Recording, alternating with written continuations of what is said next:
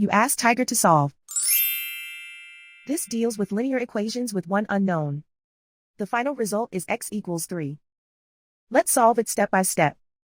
Simplify the expression. Expand the parentheses. Simplify the arithmetic. Group like terms. Simplify the arithmetic. Group all constants on the right side of the equation. Subtract 11 from both sides.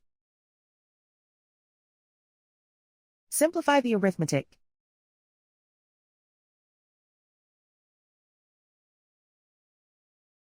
Isolate the x. Divide both sides by 2. Simplify the fraction. Find the greatest common factor of the numerator and denominator.